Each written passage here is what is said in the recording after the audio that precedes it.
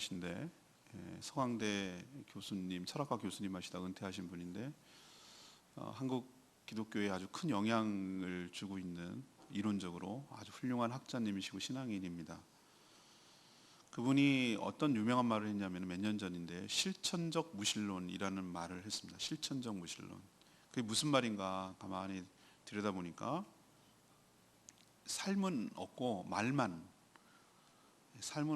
삶은 따르지 않고 말만 하는 사람은 실질적으로 무신론자라는 거죠. 그러니까 행함이 없고 삶이 안 따라가는, 수반이 안 되는 삶을 살아가는 사람은, 말만 이렇게 믿는다고 하는 사람은 그건 알고 보면 실질적으로는 하나님을 안 믿는 사람이라는 거예요. 무신론자라는 뜻이에요. 그만큼 삶이 수반되고 따라야 된다는 것이죠. 우리가 종교개혁 이후에 종교개혁자들이 믿음으로 구원 얻는다, 믿음으로 구원 얻는다 라는 말을 너무 이신칭이 이룬, 믿음으로 의롭게 된다, 이 말을 강조하다 보니까 그 말이 틀린 말은 아닌데 오늘 그 얘기를 좀 교정해 주고 싶어요. 잘못 오해할 수 있고 반쪽만 맞는 거예요. 믿음으로 구원 얻는 건 맞아요. 그런데 그 말에는 가로 열고 앞에 뭐가 들어가냐면은 행동이 따르는, 삶이 따르는 믿음으로 구원을 얻는다는 뜻이지 그냥 믿음으로만 구원 얻는 건 아니고, 좀 이따도 얘기하겠지만 믿는 것을, 내가 아는 것을 믿는다고 착각하면 안 되는 것이에요. 그래서 이 믿음하고 행함이라는 것은 동전의 앞뒷면과 같아요. 이건 따로 분리할 수 있는 성격이 아니에요. 같이 가는 것이 같이 가는. 그래서 우리가 이거 표현할 때 이렇게 하잖아요. 신앙, 생활, 이걸 따로 놀지 않아요. 우리는 그걸 함께 붙여서 얘기해요. 어떻게 얘기하죠? 신앙생활 한다고 얘기해요. 이걸 굉장히 좋은 표현이에요. 신앙, 생활, 이게 따로 노는 것은 믿는 게 아니라는 얘기예요. 안 믿는 거예요. 신앙생활이 제대로 믿는 거예요. 이걸 같이 가야 될 문제라 이 말이에요. 그래서 오늘 여러분들이 믿음과 행함의 이 관계가 어떤 관계에 있는지, 왜 행함이 없는 믿음의 삶을 살 때 왜 그게 문제가 되는지, 그러면 우린 도대체 어떻게 신앙생활을 해야 되는 것인지 오늘 말씀을 통해서 정확하게 파악하시고 행함이 따르는 진정한 신앙생활을 하는 저와 여러분 되기를 소망합니다. 첫 번째는 왜 문제가 되냐? 행함이 없는 믿음은 죽은 것이란 말. 오늘 제 표현이 아니라 성경에 나와 있어요. 17절에 그런 표현이 나오죠. 행함이 없는 믿음은 그 자체가 뭐한 것이다? 죽은 것이다 그랬어요. 우리 성도들은 잘 아시겠지만 저랑 같이 말씀을 들을 때는 성경책을 이렇게 펼쳐놓고 성경책을 확인해 가면서 읽으셔야 돼요. 제 말이 아니라 성경의 근거에서 흐름을 따라가고 주보를 옆에 펼쳐놓으시고 어떤 흐름에 따라가는지를 보셔야 여러분이 잘 이해가 되고 말씀이 여러분의 것이 될 줄로 압니다. 제가 근거를 항상 말씀에 두기 때문에 그렇습니다. 죽었어. 왜 행함 없는 믿음이 죽었다고 말하는가? 14절에 뭐라고 했죠? 믿음이 있노라 하면서 행하지 않으면 아무런 유익이 없기 때문에, 아무런 유익이 없기 때문에.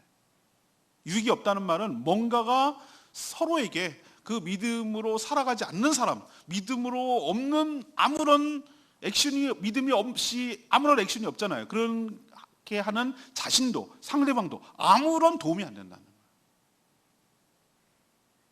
우리도 화학 시간이나 고등학교 때 화학 시간 보면은 뭐와 뭐를 합칠 때 화학작용이 일어나가지고 새로운 것이 나오잖아요. 그렇죠? 예. 근데 이거를 같이 섞지 않으면, 같이 접촉하지 않으면 무슨 일이 일어나겠어요? 아무 일도 안 일어나잖아요. 그냥 따로 노는 거잖아요. 마찬가지로 우리가 믿는다라고 말하지만 행하지 않는다 그러면은 아무 일도 안 일어나니, 당연히 아무 일도 안 일어나니 아무 소용이 없는 거, 아무 유익이 없는 거죠. 그 얘기하는 거예요. 그러면서 사례를 들기를, 여러 가지 사례를 들기를, 우리 신앙생활에 여러 가지 구제가 우리 신앙생활에 중요한 일이긴 하잖아요. 그래서 어느 시대, 주님 오시는 그날까지 인간 사회는 불완전하기 때문에 항상 빈부의 차는 있고 그런 문제가 항상 있었어요. 항상. 이거는 이 경제적인 어려움을 얘기하지만 이걸 다른 것으로 돌려도 돼요. 예를 들면 정서적으로 불안하거나 육체적으로 연약하거나 경제적으로 뭐 어렵거나, 여기 나와 있는데 관계적으로 힘들거나 뭔가 지식적으로 부족하거나 뭔가 결핍되어 있는 사람을 봤어요. 우리 형제 중에. 이거를 여러분은 어떤 걸 전제로 깔아야 되냐면은 안 믿는 사람을 보고 하는 얘기가 아니에요. 여기서는 형제 중에, 너희 중에라고 말하는 이 16절에 너희 중에라고 말하는 것은, 여기서 15절에 말하는 형제가라고 말하는 것은 성도를 말하는 거예요. 같은 교회 공동체 내에서 성도가 라는 뜻이에요. 성도가 그 중에 헐벗고 일용할 양식이 없어. 일용하려는 건 오늘 먹을 양식이 없어. 헐벗었다는 것은 최소한 이 겨울에 이 몸을 보호해야 될 그게 없어. 요즘은 헐벗고 뭐 이 정도는 아니지만, 우리가 이제 소득이 높아지고 경제적이 높아지고 이 정도는 아니지만, 불과 우리는 몇십 년 전에 이랬단 말이죠. 다른 걸로 우린 치환하면 돼요. 이게 실감이 안 나니까. 뭔가 결핍이 돼서 누군가의 도움이 빤하다는 걸 다 알고 있지만 말로만 아유 따뜻하게 지내십시오, 배부르게 하십시오, 이렇게 말로만 평안하십시오 이렇게 말로만 하고 실질적으로 그 사람의 그 결핍과 필요를 채워주지 않는다면 과연 그 믿음과 그 신앙이 무슨 유익이 있으며 그게 진짜냐는 거예요.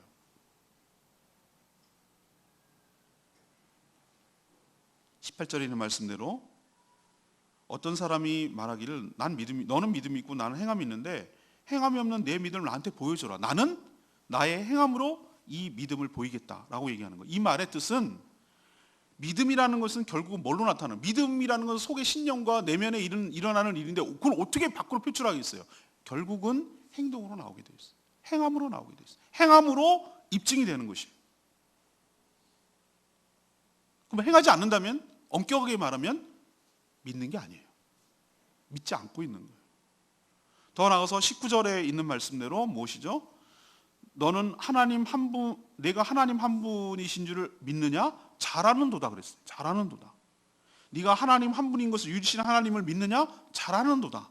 그런데 그 뒤에 말이 굉장히 그 패러독스가 있어요. 뭐냐면은 귀신들도 믿고 떠느니라. 이 얘기는 뭐냐면 귀신도 하나님이 한 분인 걸 잘한다 이거예요. 그렇지만 하나님을 믿는다고 귀신이 말할 수 있습니까? 없습니다. 이 얘기는 우리에게 쇼크를 주기 위해서 쓰는 방법이에요. 네가 안다고, 무엇을 안다고 해서 믿는 것은 아니다는 거예요. 믿는 것은 반드시 뭐가 따라야 된다? 행함이 따를 때 진짜로 아는 것이지, 네가 안다고 해서 그것을 믿었다고 착각하면 안 된다. 아는 건 귀신같이 안다. 우리 속담이 있잖아요. 귀신같이 하네. 귀신이 제일 잘 알죠. 하나님에 대해서. 적에 대해서 속속들이 파악하고 있죠. 우리보다 더 잘 알걸요, 하나님에 대해서. 그렇지만 귀신이 하나님을 믿습니까? 안 믿잖아요. 안 따르잖아요. 안 순종하잖아요. 반대하잖아요. 배척하잖아요. 방해하잖아요. 그걸 믿는다고 말할 수가 없죠. 그러니까 우리가 정신 차리고 알아야 될 것은 무엇이냐? 내가 무엇을 안다고. 그래서 제가 제자훈련 하는 걸 거부한 거예요. 한국교회 제자훈련이 엄청 많이 들어와가지고 저도 그 훈련 다 받았어요. 하는데 왜 안 하기로 제가 마음을 먹었냐면은 머리만 커져. 머리만. 아는 것으로 믿는 것이라고 착각한다니까요. 성경 공부의 목적이 뭐냐? 무엇을 인포메이션을 물론 줘야죠. 그러나 무엇을 정보를 주고 무엇을 알게 하는 것에 포커스를 두면 안 돼요. 삶의 변화에 포커스를 둬야 될 줄로 믿습니다. 그래서 저희 가정교회 하기 때문에 항상 끝자리에 뭘 붙냐면 3, 1을 붙어요. 경건의 3, 생명의 3, 하나님을 경외하는 3, 예비 부부의 3. 삶이 왜 붙을까라고 물어봤어요. 제가 질문했다니까요. 그것은 무엇을 추구하냐? 성경 공부의 목적이 아는 데 있지 않냐고, 삶의 변화를 목적으로 합니다라는 말에 제가 전적 거기에 흠뻑 빠져서 와, 내가 박수 동의했어요. 여러분도 아는 것으로 그치지 않고, 아는 것으로 만족하지 말고, 아는 것으로 내가 믿는다고 착각하지 말고, 안다면, 정말 믿는다면 거기에 따른 순종, 행함이 있을 때 진정으로 유익하고 변화가 일어나고 거기에 서로에게 도움이 되고 서로에게 유익 있고 은혜가 넘쳐나게 될 줄로 믿습니다. 행함이 없는 믿음을 보인 사람을 20절에 뭐라고 표현합니까? 아하, 이건 감탄사예요. 아하, 허탄한 사람아. 허탄한 사람이라는 게 뭐죠? 바람만 있는 사람. 왜 이렇게 말풍선처럼 바람만 부풀만 사람 있잖아요. 허세 부리는 사람, 알맹이가 없는 사람, 거품만 있는 사람, 이런 게 허탄한 사람. 이걸 허탄한 사람이라고 해요. 그러니까 행함이 없는 믿음만 강조하는 사람을 보고 성경은 야고보서 사도는 뭐라고 했냐면 허탄한 사람이라고 얘기하고 있고, 오늘 읽지 않았지만 이번 주에 묵상한 중에 성경 옆으로 좀 가보세요. 1장 22절에 뭐라고 그랬어요? 1장 22절. 너희는 말씀을 행하는 자가 되고 듣기만 하여 뭐 하는 자가 되지 말라고요? 자신을 속이는 자가 되지 말라고. 허탄한 사람뿐만 아니라 듣기만 하고 행하지 않는 사람은 자기를 기만하는 사람이라는 거예요. 자기를 속이는 사람이라는 거예요. 그러면서 거울 얘기하잖아요. 거울을 왜 봅니까? 왜 거울을 말씀이라고 비춰보면 그 똑같아요. 거울을 왜 봅니까? 우리 여성들은 전부 다 왜 조그마한 거울을 갖고 있습니까? 아우 뭐가 묻었나? 화장이 잘 됐나? 루즈 지워졌나?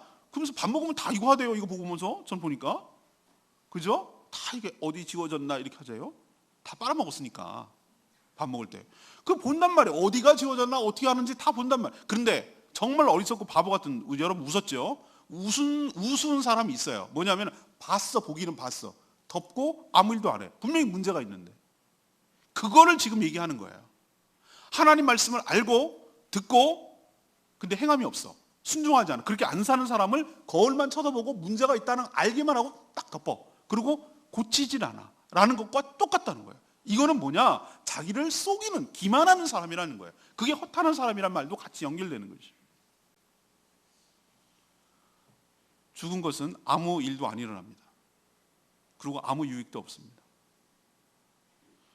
행하지 않는 것, 신앙은 오늘 뭐라고 표현했냐면 헛것이라고 표현한 거 여러분 20절에 보이세요? 행함이, 허탄한 사람아, 행함이 없는 믿음이 뭐다고요? 헛것이라고, 실체가 없다고. 아무런 유익이 없고 헛것일 뿐만 아니라 오늘 17절에 있는 말씀대로 그 행함이 없는 믿음 그 자체는 무엇이다? 죽었다라고 단정적으로 얘기하는 거예요. 그러니까 여러분도 살아있는 믿음 되기를 원합니다. 헛것이 아니라 정말로 알맹이 있는, 실체가 있는 그런 신앙이 되기를 원합니다. 그러려면 아는 것으로 만족하고 아는 것으로 내가 믿는다고 착각하지 말고 항상 믿는다면, 알아서 믿는다면 그 믿음에 따르는 행동이, 삶이 같이 가서 신앙생활을 하는 저와 여러분 되기를 소망합니다. 두 번째 얘기는 행함으로 믿음이 온전하게 된다는 걸 얘기하고 있어요. 그 22절에 나와요. 내가 보거니와 믿음이 그의 행함과 함께 일하고. 이것도 굉장히 중요한 명제거든요. 그리고 뒤에 말이 더 멋있어요. 더 중요해요. 행함으로 믿음이 뭐하게 되느니라? 온전하게 되느니라. 이 말은 정말 야고보서에서 저는 맨날 믿음, 행함을 따라야 된다는 얘기하는데 이번 말씀을 준비하면서 이거 진수를 하나 건져놨어. 이거 탁월한 말씀이다. 이거 정말 멋진 말씀이다. 라는 것을 제가 깨달았어요. 그걸 여러분들한테 이걸 꼭 전달해주고 싶었어요. 사람은요, 누구든지 자신이 믿는 대로 행동을 해요. 하나님 안 믿는 사람도 상관없어요. 무언가 사람은 다 믿게 되어 있어요. 예를 들면 이렇게 되잖아요. 내일 비가 올 것을 믿어. 정말로 믿어. 그러면은 출근할 때 뭘 가져갑니까? 우산 가져갑니다. 안 믿으니까 우산 안 가져가는 거예요. 이거는 하나님을 믿고 안 믿고의 차원이 아니에요. 우리는 모두 다 믿음을 기반으로 살아가는 거예요.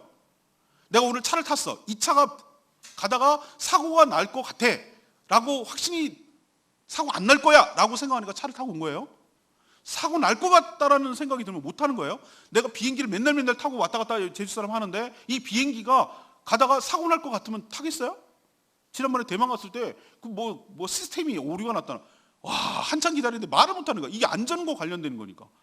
내려가다가 저기 제주 앞바다에 가서 뚝 떨어져가 문제가 되면은 신문에 나는 거예요. 사망자 누구 제주 연도교회 이상성 목사 어쩌고 저쩌고. 난 비행기 마지막 이렇게 정비사들이 이게 막 갈 때 흔들어 주더라고. 여러분 봤죠? 흔드는 거? 난 그때 느낌이 항상 그래요. 이게 내가 마지막 가는 길에 이렇게 흔드는 걸 수도 있겠다. 이런 생각을 저만 하는 건 아닌지 모르겠는데 나는 꼭 그런 느낌이 드는 거야. 잘 가. 이런 것 같아요. 느낌에. 그래서 내가 이게 마지막일 수도 있겠다. 근데 이 비행기를 왜 그렇게 불안한데 타죠? 안전하게 내가 목적하는 데를 갈 거야 라는 믿음이 있으니까 내가 올라탄 거예요. 자, 우리의 모든 행동들은 뭘 기반으로 하느냐? 자기는 아니라고 의식하든 못 의식하든 간에 나는 내가 믿는 대로 살게 돼 있어요. 믿는 대로 행동이 나오는 거예요. 믿기 때문에 거기에 따른 행동이 나오는 거예요. 못 믿으면 그런 행동이 나올 수가 없어요. 그래서 22절에 말씀하는 대로 믿음이 그게 하나님을 신뢰하건 안 믿건 그거는 상관이 없이 항상 모든 사람은 믿음이 뭐와 함께 일한다? 행함과 함께 일하는 거예요. 따로 놀 수가 없어요. 그게 같이 간다고요. 같이 가는 거. 뭘 믿기 때문에 행동으로 옮겨진다는 뜻이에요. 근데 그 뒤에 말이 중요해요. 행함과 믿음은 보완 관계에 있다는 게 중요해요. 보완 관계. 그 행함으로 인해서 믿음이 더 강화되는 거예요. 행함으로 인해서 믿음이 증거되는 거예요. 행함으로 인해서 그 믿음이 온전해지는 거예요. 온전해진다는 말이 뭐냐면은 그 전에는 뭐죠? 완벽하지 않다는 거예요. 뭔가 불안해요. 뭔가 확실치는 않아. 그렇지만 그 믿음이 확실하게 될 때는 언제냐면 그 믿는 대로 행할 때, 행동으로 옮길 때 그 믿음이 진짜였구나. 그 믿음이 사실이구나. 그 믿음이 분명하구나. 진실이구나. 라는 것이 확증됨으로 인해서 더 믿음이 견고하게 될 줄로 믿습니다. 확신이 생긴다 이 말이에요. 여러분 신앙생활 계속 하고 있는데 왜 나는 왜 이렇게 믿음이 안 생기지? 오늘 말씀을 통해서 한번 잘 냉정하게 생각해 보세요. 나는 알기만 할 뿐 하지 않아. 이렇게 하시면은 이렇게 있습니다는 수많은 주일마다 매일마다 이렇게 말씀이 선포되는데 반신반의하는 거예요. 걸러 필터링이 돼 있어. 필터링이 돼가지고 어떻게 하냐면은 내가 믿어지는 것만 믿고 택도 없는 소리, 말도 안 되는 소리 하고 목사님 맨날 설교만 하고 목사님이니까 저런 소리를 하지라고 하고 이거는 탁 거부하고 이거는 탁 거부하고 이거는 마음에 드는데 이거는 하고 이런 식으로 살아서 내 삶에 행함이 따르지 않으니까 그 믿음이 온전해질 수가 없는 거예요. 우리 삶은 완벽하게 이해가 돼서 살아가는 게 아니에요. 우리는 믿음으로 산다는 건 뭐냐면은 내가 앞날도 모르겠고 이 일이 어떻게 결과가 날지도 모르겠어요. 이게 정말 사실인지 이게 정말로 제대로 될 건지 나도 몰라요. 그렇지만 뭘 믿냐면은 하나님의 인격과 하나님의 능력을 신뢰할 줄로 믿습니다. 설령 내가 실수하더라도 하나님께서 이 실수를 가지고 나에게 치명적인 문제가 돼가지고 내 인생을 망가뜨릴 리가 없다. 내가 설령 실수하더라도 내가 잘못된 선택을 하고 내가 부족하고 그래도 하나님께서 이것을 돌리셔서 선을 이루실 줄로 믿습니다. 라고 하나님을 신뢰하는 거예요. 신뢰, 믿음이에요. 믿음으로 한 발짝 옮겨야 돼요. 옮길 때 그 믿음이 분명하게 뚜렷해집니다. 뚜렷하게 실체가 드러나고 희미했던 믿음이 분명하게 확신이 거하고 선순환이 일어나는데 믿음대로 행했더니 진짜네 라고 믿음이 요만큼 믿음이 조만한 믿음이 강낭콩한 믿음이 점점 열매가 커지는 거예요. 그리고 물렁물렁하고 흐리멀텅했던 믿음이 단단해지는 거예요. 선순환이 뭐냐? 그런 믿음이 생기니까 다음번에는 어떤 일을 할 때부터 훨씬 쉬워져요. 그리고 더 자신 있게 되고 확신을 차게 되고 또 어떤 일을 할 때 그렇게 될 거라고 확신이 되고 또 해보니까 진짜고 그래서 믿음의 분량이 커지고 단단해지고 믿음의 거인으로 믿음의 거장으로 커가게 될 줄로 믿습니다. 이게 선순환 구조가 일어난다는 거예요. 악순환이 아니라 선순환이. 믿음이 행함으로 온전해지고 그 행함은 또 믿음을 강화시켜주고 그 믿음으로 또 행함이 온전해지고 이렇게 점점 똑같은 일이 반복되는 게 아니라 알고 보니까 점점 그런 과정을 통해서 단단해지고 견고해지고 더 커지고 더 분명해지고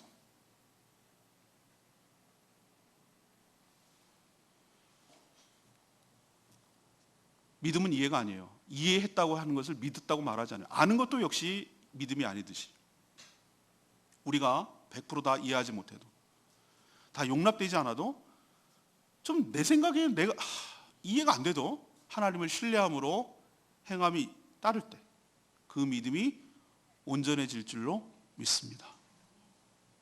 여러분 좀 겸손해지실 필요가 있어요. 영원을 살아오시고 영원히 존재하시는 그 하나님, 지혜의 실체가 되신 하나님이 예수 그리스도가 지혜의 실체라고 그랬는데 이 세상 만물을 창조하시고 우리 인간이 아직도 발견하고 깨닫지 못한 미지의 세계가 엄청 많고 크다 작다의 개념이 우리 인간의 관점이지 우리가 큰들 얼마나 크겠어요. 더 큰 게 얼마나 우주 많은데 작으면 얼마나 작겠어요. 이 소우주 말이에요. 소우주. 우리 안에 내장 세포에 들어가면 얼마나 우주 같은 일이 벌어집니까? 우린 정확하게 말해서 내가 아직 몰랐다, 발견하지 못했다는 말이 맞지, 내가 없다, 있다 이런 개념을 함부로 말할 수가 없어요. 하나님이 얼마나 지혜로우신 분인데, 역사를 주관하시고 모든 것을 다 관할하시고 모든 것을 합력하여 섭리를, 역사를 이루어 나가시는 그 하나님 앞에서 이제 조금 태어나가지고 학교에서 배우고 내가 경험하고 이제 50년, 60년, 70년, 80년 살았다고 그거 갖고 축적된 내 거 가지고 영혼을 살아오시고 이 세상을 설계하시고 만들어주시고 지배하시는 그 하나님이 틀렸어. 아닌데, 내가 보니까 아닌데, 이렇게 말하는 것이 하나님 입장에서는 우리의 그런 태도가 얼마나 오만불손하고 교만한 말인지 여러분 좀 깨달으셔야 돼요. 하나님 말씀이 진리고 내가 다 납득이 안 돼도 내가 모르는 걸 뿐이지, 내가 다 이해하지 않더라도 하나님 말씀은 진리다라는 믿음을 가지고 그 믿음을 행동으로 옮길 때, 거부하지 아니하고 불신하지 아니하고 행동으로 옮길 때 그 믿음이 진짜라는 것이 확증되고 실체가 나타나고 그 믿음대로 일어나는 것을 여러분 경험하는 것 그 자체가 축복이고, 그럴 때 여러분 삶 가운데 하나님의 약속이 여러분에게 적용이 돼서 그것이 가상적으로 있는 것이 아니라 진짜 실제가 돼서 여러분의 삶에 적용되고 여러분의 삶에 내려오니 그 은혜와 축복이 풍성하게 될 줄로 믿습니다. 그러니 여러분 행동하셔야 돼요. 그래야 그 믿음이 온전해지고 분명해진다는 거 여러분 기억하시기를 바랍니다. 세 번째 얘기는 행함으로 의롭다함을 얻는다는 거예요. 24절에 나오죠. 이러보건대 사람이 행함으로 의롭다 하심을 받고 믿음으로만은 아니니라. 이 말 때문에 종교개혁자들이 되게 힘들어 있어요. 믿음으로만 구원을 얻는다고 말하는데 야고보 사도가 말한 야고보서는 반대의 얘기를 하기 때문에 그래요. 그거는 이 성경을 제대로 이해하지 못해서 그래요. 아까 제가 서두에 말씀드렸잖아요. 믿음으로 구원 얻는 건 맞습니다. 이제 좀 이따 얘기할 거예요, 사례를. 그런데 그 믿음이라는 것은 가로 열고 뭘 전제로 하냐면은 행함이 따르는 믿음을 말하는 거예요. 그냥 믿음으로 덮어놓고 믿고 맹목적으로 맹신하는 걸 믿음이라고 말하지 않아요. 자기가 취사선택해가지고 자기만의 확신을 가지고 믿음이라고 말하지 않아요. 믿음은 하나님을 신뢰하는 거예요. 하나님의 약속을, 하나님의 능력을, 하나님의 인격을, 하나님을 신뢰하는 것을 믿음이라고 말하는 것이에요. 그 믿음이, 하나님을 신뢰하는 믿음이 의로움의 근거로 하나님이 삼아주신 줄로 믿습니다. 이것조차 하나님 마음이에요. 제가 말씀드렸죠. 의롭다는 것과 믿는 동사는 전혀 별개의 동사예요. 그렇죠? 의롭게 되는다는 동사와 믿는다는 동사는 전혀 상관이 없는 동사예요. 근데 하나님이 지혜는 뭐냐? 이 두 개를 합쳐놨어요. 합쳐서 구원을 주셨어요. 왜? 믿음으로 의롭다고 여겨주셔서 구원하여 주신 줄로 압니다. 왜 여겨주셨다 그러죠? 실제로 의롭게 되는 게 아니에요. 실제로 의롭게 되는 게 아닌데 어차피 우리 의롭게 못 돼요. 우리 스스로 자기 발전해가지고 자기가 뭘 스스로 어떻게 의롭게 될 수는 없어요. 원천적으로 불가능해. 그럼 하나님께서 어떻게 해주시냐? 그 믿음을, 하나님을 신뢰하는, 하나님의 약속을, 하나님 능력, 하나님 인격을 신뢰하는 그 믿음을 뭐로 쳐주시냐면은 의롭다고 여겨주시는, 의롭다고 쳐주시는 근거로 삼아주신 줄로 믿습니다. 그렇기 때문에 믿음이 의로움의 근거가 되는다는 뜻이에요. 그게 구원과 관련되어 있어요. 앞에서 행함이 없는 믿음은 죽었다, 헛것이다 라고 말한 이유는 이게 뭐와 관련이 있냐면 14절에 보세요. 구원과 관련이 있기 때문에 그런 거예요. 이게 얼마나 중요하면, 단순히 내가 믿음이 없으니까 난 그래 이렇게 박복하게 살고 난 삶에 아무것도 없고 확신도 안 들고 이 정도로 끝나는 게 문제가 아니에요. 믿음이 없는, 행함이 없는 삶이라는 것은 유익이 없는 정도가 아니라 이게 구원과 관련이 있기 때문에 굉장히 중요한 문제라 이 말이에요. 14절에 보면 뭐라고 있어요? 믿음이 있노라 하면서 행함이 없으면 무슨 유익이 있으리요? 라고 하고 그 뒤에 말이 중요해요. 믿음이 능히 자기를 뭐 하겠느냐? 구원하겠느냐? 이런 믿음이 구원할 수 있겠느냐? 이 뜻이에요. 행함이 없는 믿음, 말로만 믿는 믿음, 삶이 따라가지 않는 믿음이 과연 너의 삶을 구원할 수 있겠느냐? 여기서 심각한 문제가 생겨요. 이거는 내가 단순히 불편하고 내 삶에 아무 변화가 없는 이 정도가 아니라 이건 뭐와 관련이 있는 문제라고요? 나의 구원과 관련이 있는 문제예요. 그래서 이 야고보 사도가, 이거는 이스라엘 유대인들을 대상으로 쓴 편지니까 야고보 사도가 초대교회 대표했거든요. 예수님의 동생 마리아가 예수님만 낳은 게 아니에요. 결혼해가지고 첫애는 예수님 낳고 두 번째하고 요셉과 사이에서 태어난 애들이 많이 있어요. 동생이 마띠아도 있고 뭐 있어요. 근데 그 중에 하나가 야고보예요. 야고보가 초대교회의 사도로서 얼마나 초대교회 목회자로 잘 했는지 몰라요. 그래서 이것은 누구를 대상으로 썼냐면 주로 유대인들을 썼겠지만 우리는 지금 전체 다 볼 수 있는 것이죠. 근데 야고보 사도가 오늘 뭐라고 얘기했어요? 유대인들이 잘 아는 사례 두 가지. 유대인이라면 다 아는 사례. 그리고 우리 성도라면 다 아는 사례. 창세기에 나오는, 그리고 여호수아에 나오는 아브라함, 그리고 라합 두 사례를 들고 있어요. 어떤 용도로? 행함이 수반된 믿음으로 구원받은 사례를 두 가지를 들고 있어요. 하나는 이삭을 제단에 바친 아브라함 얘기를 했어요. 이삭을 아브라함 몇 세에 얻었습니까? 100세. 그의 아내 사라의 나이는 10살 차이니까 90세.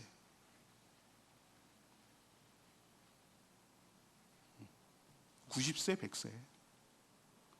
여러분이 그때 송장 치를 나이지 그게 애 날 나이입니까? 그래서 아브라함도 자기 몸을 알았어요. 그래서 뭐라고 표현했냐면은 히브리서에 그렇게 표현했을 거예요. 죽은 몸에서 아이가 태어났다. 그러니까 인간적인 것으로 했다면 인간이 했다고 하겠죠. 하나님께서 75세에 아브라함을 불렀을 때 65세니까 그래 말도 안 되는 얘기겠지만 그것도 말도 안 되지만 그때 낳았다면은 그래 그럴 수도 있지 뭐 이렇게 생각하겠어요. 하나님 왜 그렇게 길게 기다렸는 줄 아세요? 25년이나? 네 힘으로 하면 안 된다는 거예요. 믿음은 인내하면서 기다려야 된다는 거예요. 네가 했다는 말 못하도록 하나님이 했다. 누가 봐도 하나님이 했다. 하나님이 축복해 주고 하나님이 행하셨다라는 것을 입증시키기 위해서 그렇게 했어요. 그래서 99세 통보하고 100세에 낳았어요. 얼마나 금지옥엽 같은 귀한 아들입니다. 자기 생명이 생명. 그렇게 약속, 아니 무슨 뭐 바다에 모래 갖고 뭐 하늘의 별처럼 무슨 자손을 주고 땅을 주고 그건 자식을 줘야 이게 가능한 얘기지. 아무 자식도 안 주면서 무슨 대를 이을 자식이 없는데 무슨 하늘의 별처럼 말도 안 되는 얘기를 자꾸 하니까 얼마나 막 그게 허탈했겠어요. 시간은 자꾸 가고. 그래서 자기 몸종을 줬잖아요. 하갈. 이건가? 이스마엘이 태어나서 이 애를 이으러. 근데 하나님 그게 아니었어요. 약속의 자식은 사라의 몸에서 난 자식이어야 된다고 그랬어요.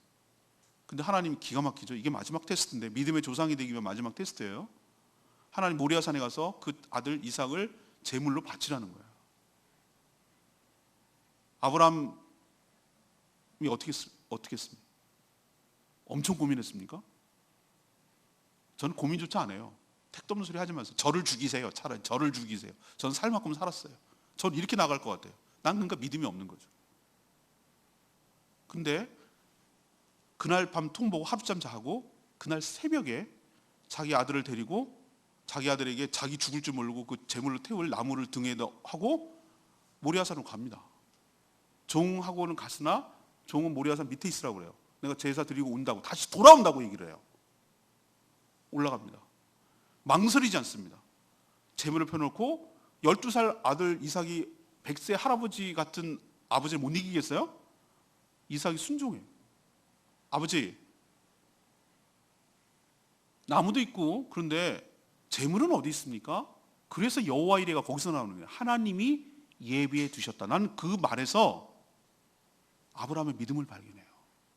하나님이 예비해 두셨다. 그리고 칼을 들고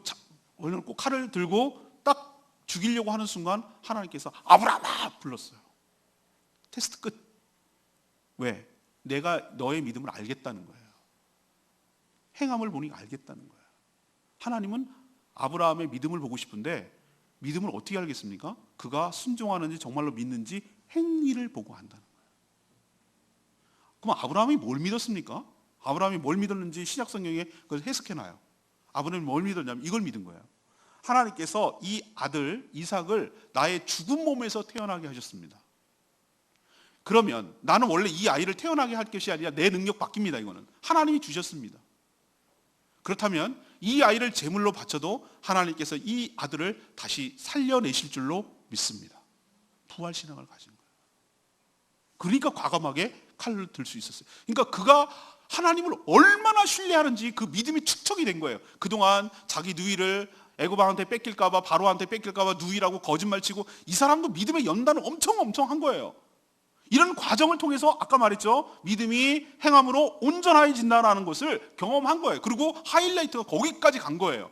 단단해지고 견고해지고 단단해지고 믿음의 거인이 되는데, 믿음의 정점을 딱 찍고 한 것이 그 행위를 통한 믿음의 행위의 그 하이라이트가 칼로 아들을 죽이려고 제단으로 하나님께 이삭을 바치려는 그 행위를 보고 하나님께서 그 믿음을 귀하게 여기사 그 아브라함의 믿음을 의로움의 근거로 삼아 주신 줄로 믿습니다.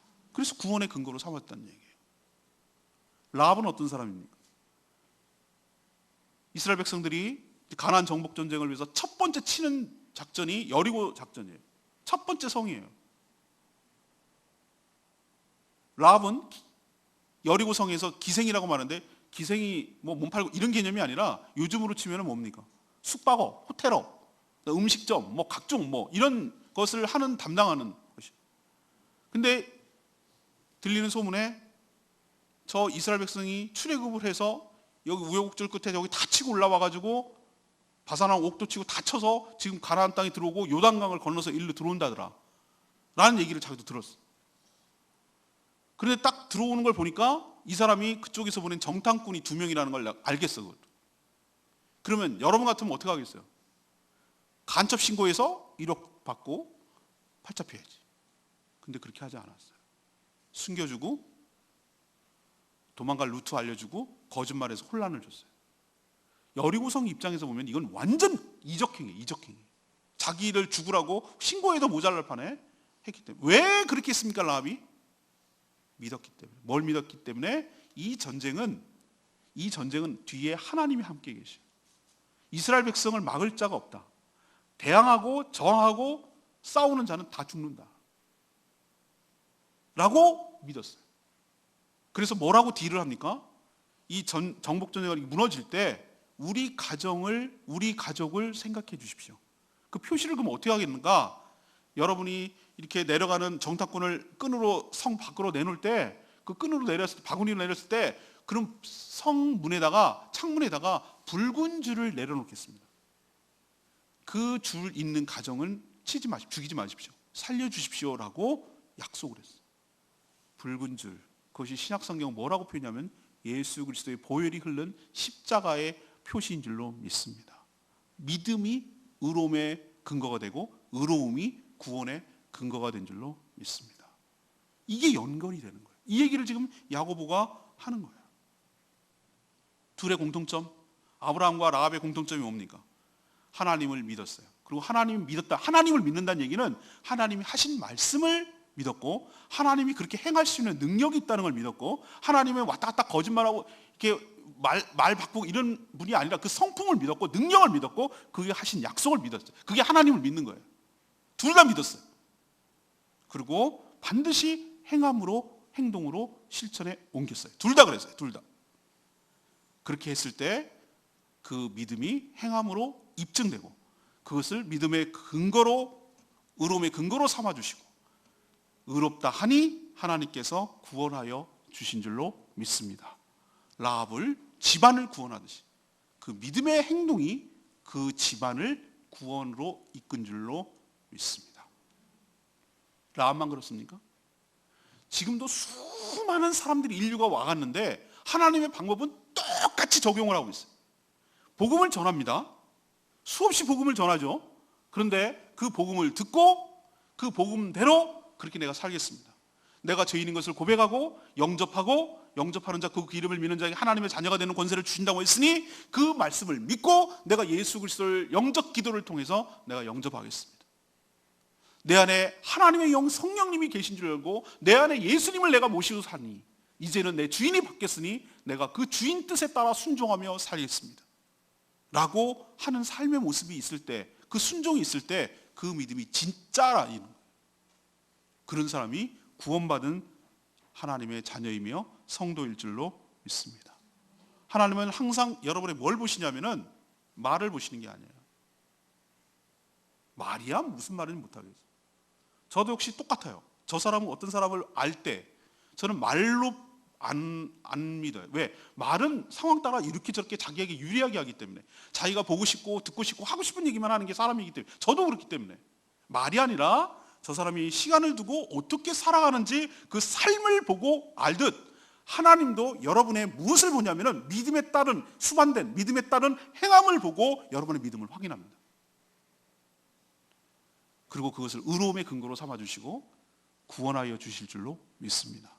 단순히 믿음에 따른 행동은 불편한 정도가 아니라 여러분의 구원과 결부되어 있다는 걸 명심하시고, 믿음으로 살아가는, 그리고 행함으로 살아가는 저와 여러분 되기를 소망합니다. 오늘 말씀 결론 내리면, 쭉 오늘 얘기를 다 들으셨을 텐데 오늘 얘기하고 싶은 얘기가 뭐겠습니까? 제가 행하지 않으면 믿는 것이 아니다. 자기를 속이는 것이고 남을 속이는 것이다. 아무 일도 안 일어난다. 아무 소용없다. 헛것이다. 가짜다. 헛 신앙생활하는 거다. 믿지 않고 행하는 사람도 있던데요, 그런 사람을 보고 위선자라고 말하고 가식적이라고 말하는 거예요. 오늘 정리하자면, 믿으나 행치 않는다면 여러분 아무 일도 안 일어난다는 거 여러분 명심하십시오. 여러분 삶에 뭔가가 일어나고 변화가 있기를 바란다면 반드시 그 여러분이 하나님이 들려주신 약속의 말씀을 붙들고 믿고 행함이 따르는, 순종하는 일이 있을 때 여러분의 삶에 변화가 생기기 시작하고 여러분의 삶에 유익이 있게 될 줄로 믿습니다. 그렇지만 듣기만 하고 아무것도 안 한다면 나는 이렇게 쭉 살다가 이렇게 살다 죽을 거예요. 아무런 변화가 안 일어날 것이고 나에게 아무런 유익이 없을 거예요. 제가 장담하게 말해요. 이 말을 듣고도 이렇게 직접적으로 행함과 믿음의 관계에 대해서 얘기를 했는데도 불구하고 알았어요 라고 하고 아는 것으로 마치고 오늘 끝나고 나서 그냥 살던 대로 살면, 살던 대로 살다가 살던 대로 죽는 거예요. 그러나 내가 오늘 말씀을 듣고 진짜 이렇게 해서는 안 되겠다, 뭔가 나의 삶에 변화를 줘야 되겠다, 뭔가 임팩트 줘야 되겠다, 나의 삶에 뭔가 변화가 따르는, 행동이 따르는 변화가 있어야 되겠다라고 딱 마음에 결심이 드시걸랑 그 믿음 소멸을 꺼뜨리지 마시고, 불씨 꺼뜨리지 마시고, 그 믿음대로 작은 변화, 큰 변화 말고 작은 변화라도 실천에 행동하고 행동을 옮길 때 그때부터 여러분의 삶에 조금씩 변화가 생기기 시작하고 그 조금의 변화가 쌓여가지고 엄청난 변화가 시작될 줄 믿습니다. 중요한 각도는 요만큼만 틀어줘도 나중에 멀리 가면 갈수록 엄청난 변화가 일어나는 거예요. 아주 작게 시작해도 돼요. 작은 것부터 실천해도 돼요.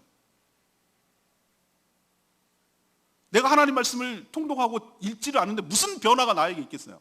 오늘부터라도 내가 당장 5장이라도 성경을 읽어갈 때 내 삶에 뭔가 변화가 있지 않겠어요?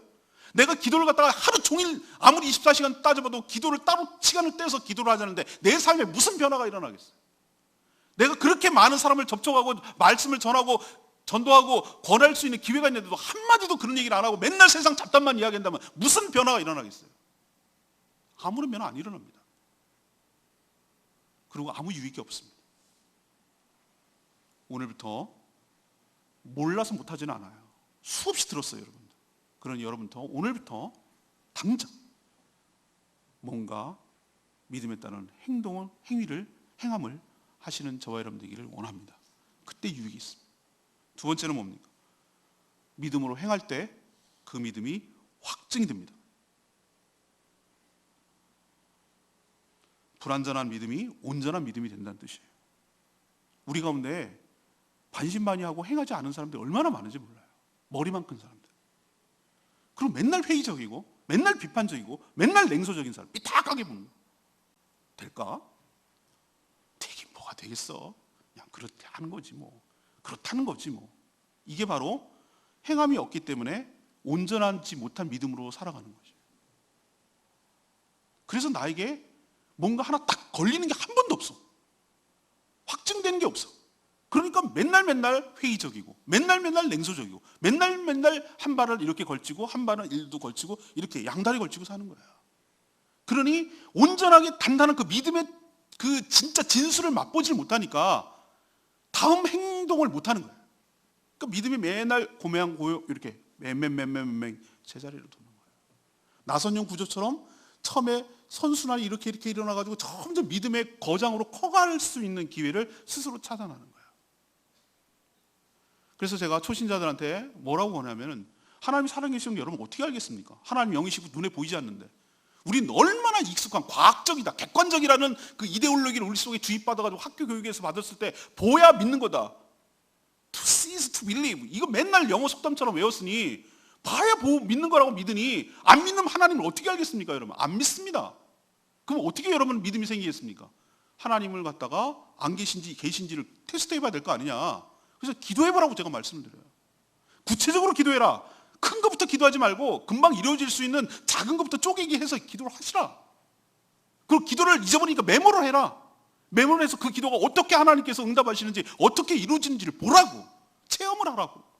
체험을 해야 하나님이 살아계시고 하나님이 선하시고 내 기도를 들으시고 내가 생각해온 것보다 훨씬 더 좋은 것을 주시는 것을 체험하고 경험해야 그 믿음이 온전해질 줄로 믿습니다.